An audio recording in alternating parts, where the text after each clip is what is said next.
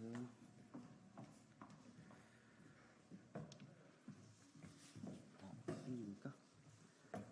예, 안녕하십니까. 국회 보건복지위원장 박주민입니다. 오늘 기자회견은 윤석열 정부의 연금 개혁안 국회 제출을 촉구하기 위해 마련되었습니다. 우선 참석자 분들을 한 분 한 분 소개해 드리도록 하겠습니다. 정용건 연금행동 공동집행위원장님 참석하셨고요. 김진석 참여연대 공동집행위원장님 참석하셨습니다. 강석윤 한국노총 상임부위원장님 참석하셨고요. 이태환 민주노총 수석부위원장님도 참석하셨습니다. 이재강 공공운수노조 국민연금지구 위원장님, 그리고 류재강 한국노총 정책 2본부장님, 홍석환 민주노총 정책국장님, 홍원표 공공운수노조 공공기관사업본부 부팀장님, 그리고 오정원 연금행동 사무국장님 다 이렇게 참석을 해주셨습니다. 연금개혁 다 아시는 것처럼 더 이상 미룰 수 없는 과제입니다. 연금개혁, 특히 모수개혁의 경우에 미룰수록 하루에 대략 한 856억 원에서 1,000억 원, 연간 약 30조 원이 미래 세대의 부담으로 더 커져 가게 됩니다.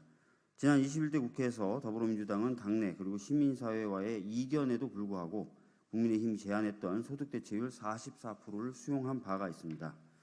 그로 인한 책임도 감내하겠다, 이런 말씀도 드린 바가 있습니다. 그러나 구조개혁이 필요하다는 윤석열 대통령의 한마디에 모수개혁 무너지고 말았습니다. 21대 국회에서 1차로 모수개혁을 먼저 하고 22대 국회에서는 구조개혁을 하자는 민주당의 제안도 거절당했습니다.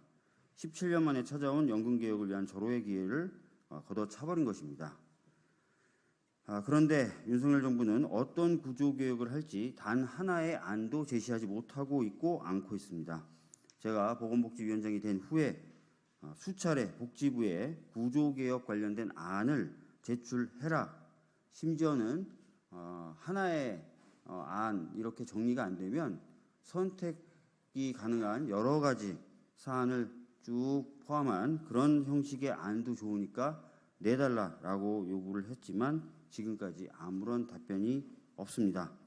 진정으로 그리고 진심으로 연금개혁을 추진하고자 하는 의지가 있는지 의심스러울 뿐입니다. 더불어민주당은 윤석열 정부의 연금개혁에 적극 협력할 것입니다. 윤석열 정부의 책임 있는 자세 촉구합니다. 네, 이렇게 제 이야기는 좀 마치고요. 다음으로 연금행동의 정용건 공동집행위원장님 말씀 듣도록 하겠습니다.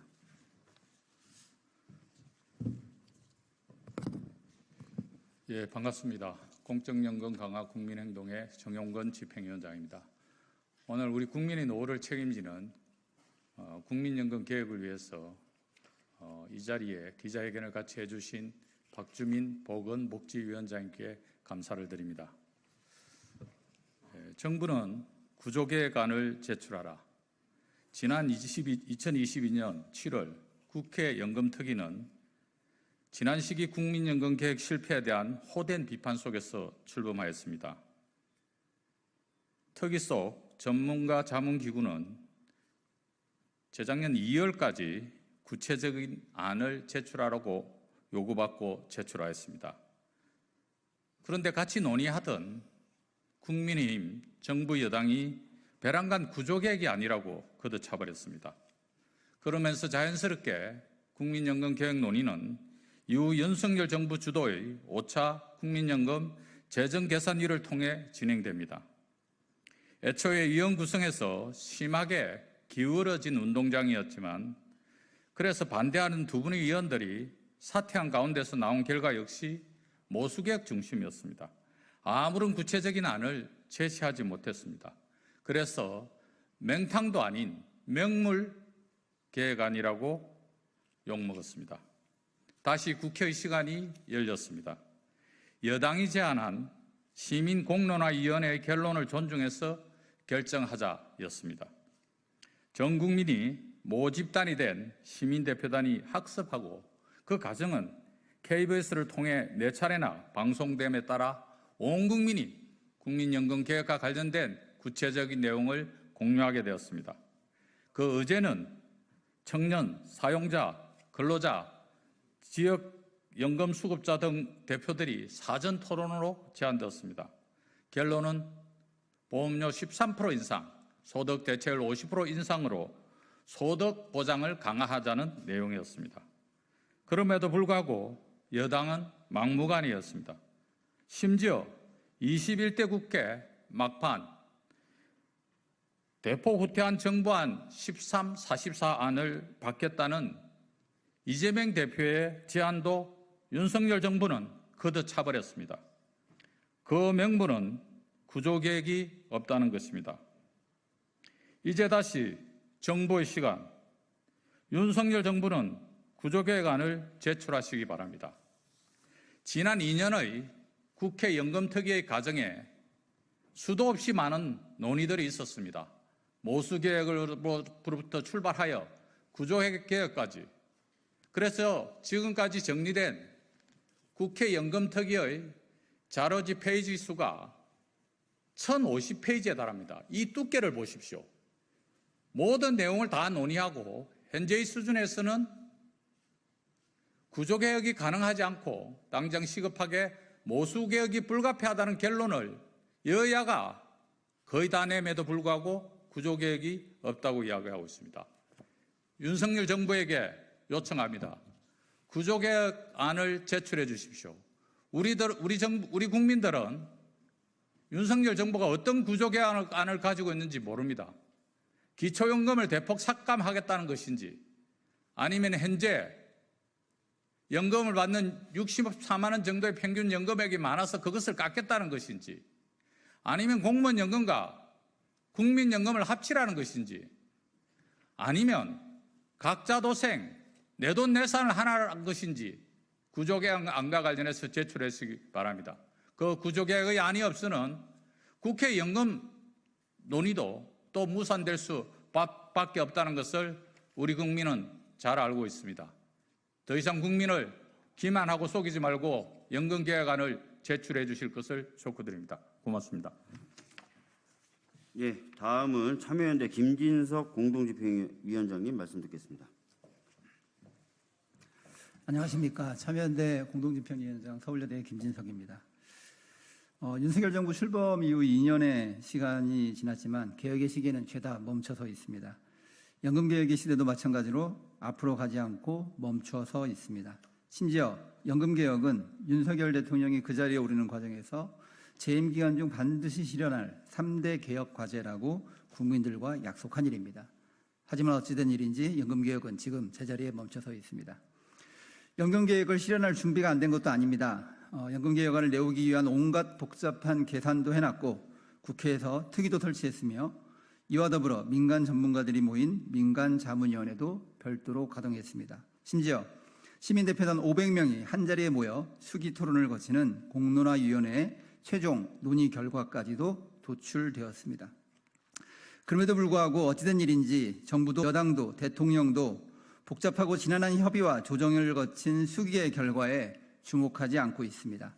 계속해서 말바꾸기를 하거나 그동안 논의의 결과와 관련 없는 얘기를 하거나 심지어 스스로 했던 얘기와 정반대되는 얘기를 하면서 연금개혁의 논의 자체를 지연시키고 있습니다. 연금개혁 논의가 번번이 공전하고 무산되고 결과적으로 좌절하는 과정을 반복하는 근본적인 이유는 연금개혁에 대한 정부와 정치권의 의지, 책임감의 부재를 들지 않을 수 없습니다. 연금제도 개혁을 둘러싼 복잡한 이해관계의 지형 속에서 주요한 정책적 의사결정을 위한 조정과 협의, 즉 정치를 책임지고 있는 것은 정부와 여당입니다. 이들이 뚜렷한 의지와 집행력을 가지고 다양한 이해관계자들을 설득하고자 노력했는지 이와 같은 설득의 과정에서 때로는 협의와 조정을, 때로는 의지의 관철을 위한 충분한 노력을 기울였는지 되돌아볼 일입니다. 최근 연금개혁 논의 과정에서 정부가 보여준 모습은 책임지는 모습과는 거리가 멉니다. 연금개혁 논의의 주요한 국면마다 주요 이해 당사자들이 협의와 조정의 근거로 삼을 수 있는 정책적 대안을 제시하는데 정부와 여당은 능력이 없거나 의지가 없는 태도로 일관했습니다. 연금제도 개혁의 문제를 마주한 시험장에서 문제풀이에 책임을 지고 있는 정부와 여당이 정작 머리를 싸매고 끙끙대며 문제를 풀어가는 수험생 역할을 할 생각이 없습니다. 오히려 뒷짐지고 문제풀이 과정을 관리하는 시험감독관이나 저 멀리 교문 밖에서 간절한 마음으로 수험생을 응원하며 기도하는 관전자의 모습을 보이고 있으니 우리 사회가 이 시험을 통과할 리 없습니다. 사실상 모든 준비는 끝났습니다. 윤석열 정부는 그동안 진행되어 온 기나긴 논의의 결과를 바탕으로 구체적인 수치와 방향성이 담긴 연금 개혁안을 제출하고 국민의 동의를 구하십시오. 예, 다음은 강석윤 한국노총 상임부위원장님 발언 있겠습니다. 예, 안녕하십니까. 한국노총 상임부위원장 강석윤입니다. 지난주 21대 국회에서 운영된 바 있는 연금개혁특별위원회 산하 공론화위원회에서 뜻깊은 결과물이 하나 공개되었습니다. 바로 2024 연금개혁 공론화 역사라는 제목의 보고서입니다. 여기에 당시 참여하셨던 김상균 특위위원장께서는 발간사를 통해 대표성과 수기성을 중심으로 공정하고 중립적인 공론화 진행을 위해 최선을 다했다고 자신의 입장을 밝혔습니다. 당시 공론화위원회의 결과는 아시다시피 국민연금의 보장성 강화가 필요하다는 입장이 재정 안정화만 추진해야 한다는 입장보다 오차 범위를 넘어 우세하게 나타났습니다. 당시 참여한 시민들 또한 이 결과에 대해 존중한다고 하였습니다. 내 의견과 다른 의견에 대해서도 절충하고 존중하고 합의할 수 있다는 성숙한 시민인석을 보여주었습니다. 그런데 그 이후 국회에서 벌어진 작금의 일들은 국민의 생각, 국민의 성숙함과는 오히려 반대되는 결과로 나타나고 있습니다. 결과를 받아들이지 못하고 당혹감을 감추지 못한 정부 여당은 한 달여의 시간을 허비하고서 갑자기 구조개혁을 해야 한다는 것을 빌미로 21대 국회에서 연금개혁 입법을 포기했습니다. 그 누구도 문제를 제기하지 못할 정도로 공정한 과정을 통해 얻어낸 시민의 소중한 결과물을 무참히도 걷어차 버렸습니다. 오늘 저희는 연금개혁에 대한 정부의 책임 있는 자세를 촉구하고 여당으로 하여금 시민의 의견을 존중하여 빠르게 연금개혁에 나설 것을 촉구하기 위해 이 자리에 나왔습니다. 연금개혁에 대한 시민의 의견이 확인된 만큼 이를 일단 시행하려는 책임 있는 자세를 보여야 합니다. 특히 구조개혁을 빌미로 연금개혁을 하지 않았다면 도대체 정부가 원하는 구조개혁안이 무엇인지 공개하고 이를 검증할 수 있어야 합니다. 지금에 와서 구조개혁안을 불리하게 만들려고 급하게 움직이는 것도 국민들은 더 이상 참아줄 수 있는 상황이 아니라는 점을 분명히 밝혀둡니다. 정부 여당은 국정 운영을 책임지고 있다는 점에서 어떻게든 자신들이 시민의 의견을 적극 껴안고 소위의 결론이라도 내기 위해 빠르게 연금개혁을 추진해야 합니다. 그렇지 않으면 우리 사회에 드러워진 노인 빈곤의 짙은 그늘은 사라지지 않고 더욱 커져만 갈 것입니다. 지금 당장 국민연금의 수습 대체율을 향상시키고 사각지대를 해소하고 국가 지급보장을 법에 명문화해야 합니다. 정부 여당이 책임을 방기할 것이 아니라 책임 있는 자세로 국민연금의 개혁에 나설 것을 강력히 촉구합니다. 감사합니다.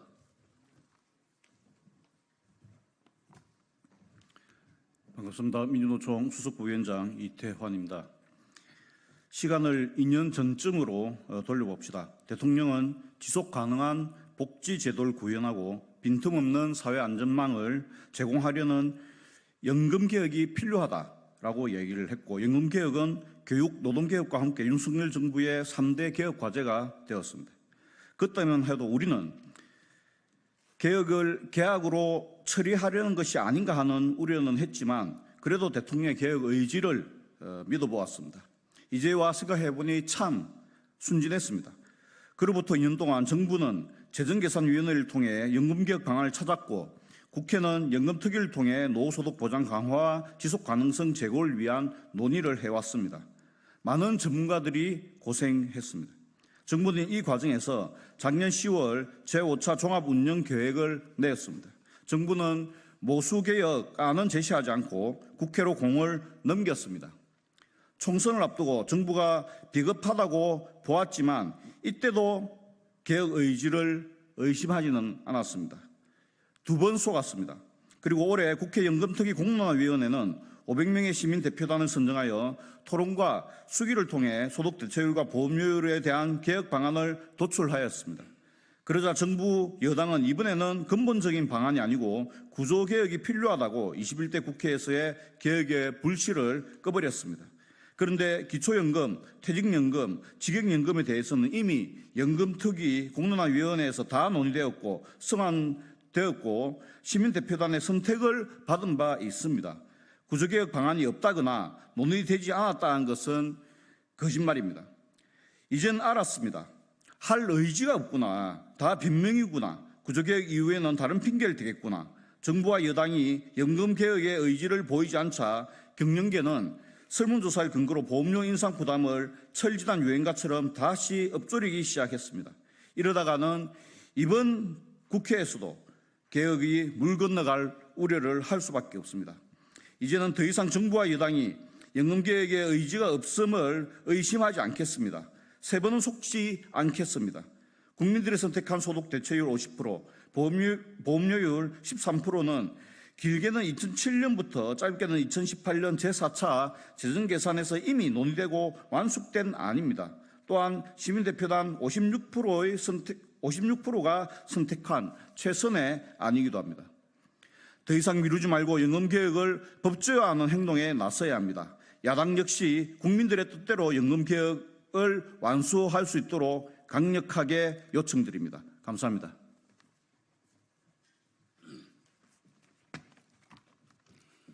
네, 반갑습니다. 공공운수노조 국민연금지부위원장 이재가입니다. 올해 4월 연금개혁을 위해 모인 시민들은 국민연금 보장성을 높이고 노인빈곤 문제 해결을 위한 국가 책임을 강화해야 한다고 뜻을 모았습니다. 그러나 국민의 뜻에 응답하는 정부 여당의 행태는 너무나 실망스러웠습니다. 이것이 국민의 뜻을 받들겠다는 정부, 민생을 최우선하겠다는 여당의 입장이란 말입니까? 게다가 21대 국회에서 연금개혁을 무산시킨 여당은 뻔뻔하게도 자신들이 거창한 퇴입을인 연금특위를 다시 만들자고 합니다. 그리고 모수개혁 하나 해결하지 못했으면서 구조개혁을 하자는 말만 되풀이하고 있습니다. 정부 또한 지금까지 모수개혁이 제대로 된 수치조차 내놓지 못했으면서 여당의 입장에 찬동하는 모습만 보이고 있습니다. 그리고 정부와 여당이 그렇게 주장하는 구제개혁이 공적연금인 국민연금을 한없이 사적연금에 가깝게 만들려는 것이 아닌지 너무나 우려스럽습니다. 또한 국민연금의 세대 간 연대를 훼손하는 동시에 국가가 마땅히 책임져야 할 국민의 노후를 저버리려는 것이 아닌지 묻지 않을 수 없습니다. 만약 그렇게 된다면 국민에게 사랑받는 국민연금을 만들기 위해 오늘도 현장에서 묵묵히 최선을 다하는 연금 노동자의 거센 투쟁에 직면하게 될 것입니다. 이런 논란과 우려를 종식시키려면 정부가 책임지고 연금개혁에 명확한 입장을 제시해야 할 것이며 국민의 노후를 국가가 책임져는 믿음을 주기를 바랍니다. 국회 또한 진정 민생을 생각한다면 이제부터라도 무의미한 정쟁을 멈추고 연금개혁의 첫 단추인 모수개혁부터 연내에 입법화할 것을 강력하게 촉구합니다. 감사합니다. 예, 기자회견을 마무리하면서 2027년 들어오는 수입 보험료보다 지급하는 보험금이 많아지는 시점입니다. 국민연금, 유일한 우리 국민들의 노후 보장책인 국민연금을 파탄내지 않으려면 윤석열 정부는 반드시 구조개혁안을 제출해 줄 것을 촉구합니다. 구조개혁안이 없이 국회의 논의는 무망한다는 것을 밝히는 바입니다. 이상으로 기자회견을 마치겠습니다. 고맙습니다.